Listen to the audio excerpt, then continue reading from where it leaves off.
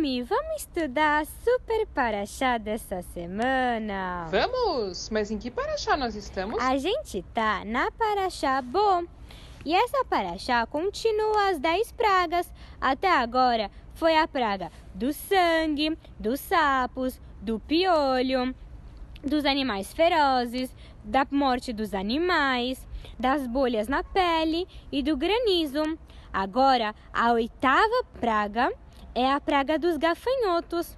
Hashem trouxe muitos e tantos gafanhotos para o Egito que simplesmente não dava mais para enxergar o sol. Só dava para enxergar gafanhotos e mais gafanhotos em tudo quanto é lugar. E gafanhotos, eles comem todas as plantas e toda a comida que tem.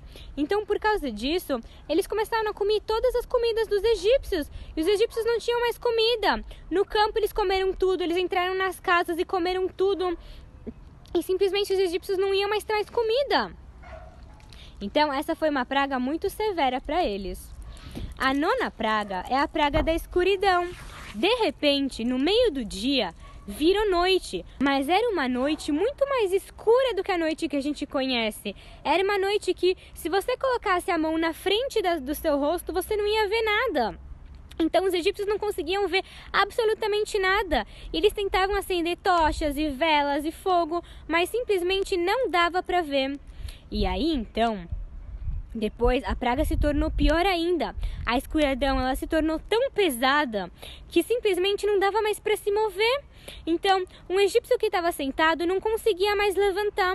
E um egípcio que estava de pé não conseguia mais sentar. Eles estavam paralisados, não conseguiam se mover. E os judeus, eles aproveitaram essa oportunidade, porque as pragas não afetaram os judeus. Então, os judeus, eles conseguiam ver muito bem. Então, eles entraram na casa dos egípcios para ver onde estavam os tesouros, porque eles sabiam que quando eles saíssem do Egito, eles iam pedir prata e ouro para os egípcios. E se os egípcios falassem, a gente não tem prata, não temos ouro, não temos tesouro nenhum. Eles iam falar, é?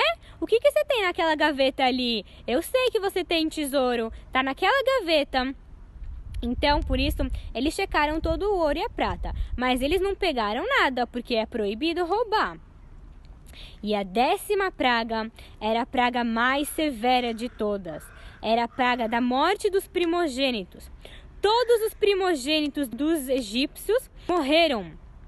Então, em todas as famílias, o menino mais velho ou a menina mais velha morria. E se numa casa não tinha um primogênito, porque o primogênito estava fora, estava passeando ou já tinha morrido, morria o segundo filho mais velho. Então, assim, todas as casas dos egípcios tiveram algum morto. Então eles estavam no meio da noite. De repente eles acordaram e eles viram que em todas as casas tinha um morto. E eles começaram a chorar, eles começaram a lamentar e ficaram muito tristes. E aí então o faraó, ele estava dormindo. Ele acordou com os gritos de todo mundo. E aí então ele perguntou, o que está acontecendo? Eles falaram, os primogênitos dos egípcios estão morrendo. Todos eles morreram. E o faraó, ele ficou com muito medo. Ele falou, mas espera aí, eu sou um primogênito. Quer dizer que eu sou o próximo a morrer? Eu não quero morrer. Então ele foi correndo chamar Moshe. Mas tinha um problema. Ele não sabia onde Moshe vivia. Então ele foi na casa dos judeus e bateu de porta em porta perguntando, onde é a casa de Moshe? E aí as criancinhas, elas queriam zombar do faraó, porque o faraó era uma pessoa muito malvada. Ele não merece compaixão e misericórdia. Então elas falavam, a casa do Moshe é essa aqui. Aí o faraó batia e falava, Moshe! Mas a pessoa respondia, não, eu não sou Moshe. Aí a criancinha falava, não, é aquela casa ali. Aí ele na outra casa falava, Moshe, preciso falar com você. Aí o dono atendia e falava, mas eu não sou Moshe. Então as criancinhas zombaram do faraó. E depois de muito tempo, o faraó finalmente conseguiu achar a casa do Moshe. Ele falou, Moshe, eu libero os judeus, vocês podem ir embora do Egito. Vão fazer o que vocês quiserem, sai agora do Egito.